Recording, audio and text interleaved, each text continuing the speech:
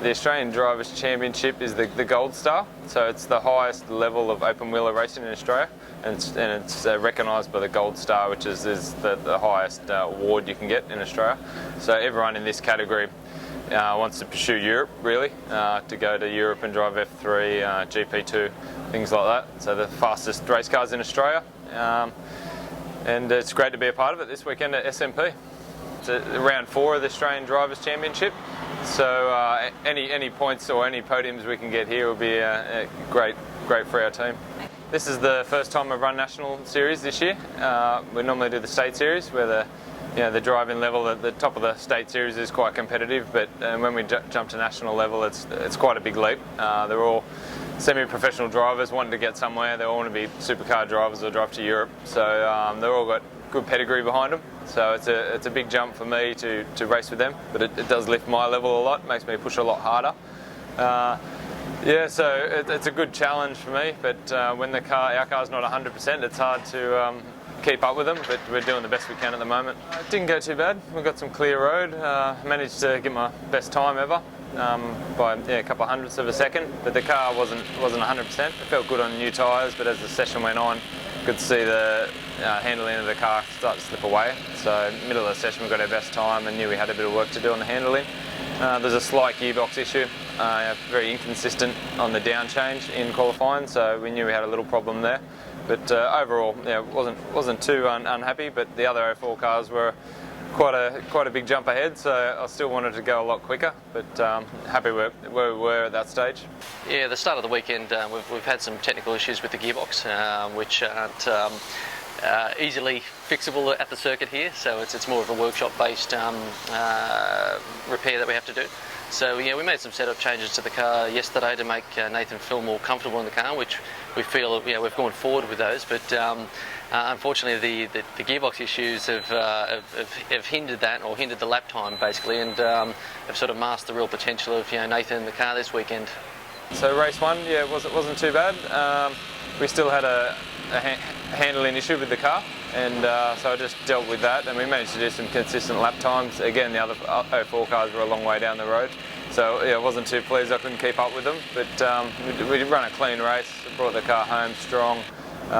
Yeah, and we just had to work on the handling issues before race 2. So yeah, race 2 was it was really good. We changed the engineering of the car. Everyone put their head together to try and get rid of our handling issues, and we went dramatically another way than what we've ever been, and it worked. It really helped the handling, and it was great. As soon as we went out in the first lap, I could feel the car was different, and the change lasted the whole race, which was very exciting. And the gearbox issue came back even worse. Had big problems going into turn 2, getting out of 6th, 5th, and back to 3rd. So overnight we've pulled the gearbox apart. We've put every new bit we can. We've borrowed bits from teams. Everyone's tried to help us out.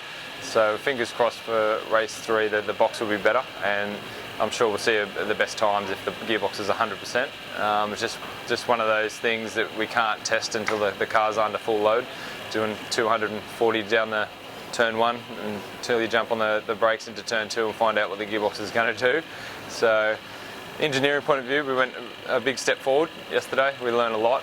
It's the most aggressive step direction we've done, and it worked. So as a handling point of view, I'm very happy, and if just the gearbox comes together, we're going to have a really good race 3. Yeah, I mean, this weekend it's a round of the National Series, which you get greater track time. There's 2 half-an-hour sessions on Friday, so it's allowed us a great opportunity for Nathan to get some serious laps in the car, where he normally does the State Series here in the Formula 3 car.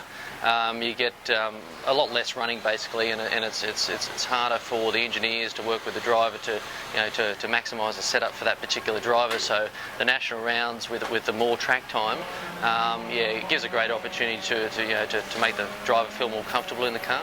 So yeah, I think we've made some progress with Nathan here, but unfortunately, the gearbox issues have hindered that progress. For instance, into turn 2, normally he'd be down changing from 6th down to 2nd gear, but he has to do that. He has to do all his braking first at the moment, just because it won't go down the gears as it would normally do. Yeah, unfortunately, it's hindering that progress. Indeed, the Formula 3 Facebook page of John jumping out of his F3 car from a helmet camera, mind you, so it's very good. Does a lap in the F3 car, pits, and then we sort of sped it up as he runs through the back of the paddock, has a chat with his mum, jumps into the Radical, and then goes straight back out onto the racetrack. The life of a young racing car driver, eh? Because the grid positions were all wrong, and away we go racing. We'll come back to that. Quite interesting. We had a Grand Prix start, as they like to call it, where you grid up and then you get a full warm-up lap again. And the second time when we gridded up, it was all over the place and everyone was in the wrong spot, but it went green anyway. So I made a great start and we started racing, and then by 3/4 of the lap they red flagged it and realised what they'd done and made us grid up again. And we had another warm-up lap and then another start, and then the race actually got going. Even my second start was quite good. With all the practice starts this weekend at national level, I think I've stepped it up a lot and it's quite pleased with that. Our race wasn't too bad. We still had the gearbox problem, unfortunately. So I drove around that by dipping the throttle a little bit when I'm braking, and it released the gear, and then I could get it back down that gearbox again. But overall, it wasn't a great car because I had to drive around the problem. We finished the race, that was the main thing. We're still doing quite respectable lap times with a car that wasn't 100%. And it was a good experience. I learned if you've got a gearbox problem, there is a way to drive around it. So if that happened again mid-race, I could definitely drive around it and not be fazed by it. And yeah, just the confidence level gets up a bit. First lap pace is a hell of a lot faster in national level, and I kept up with some of the other guys there on the first 3 laps, which was good.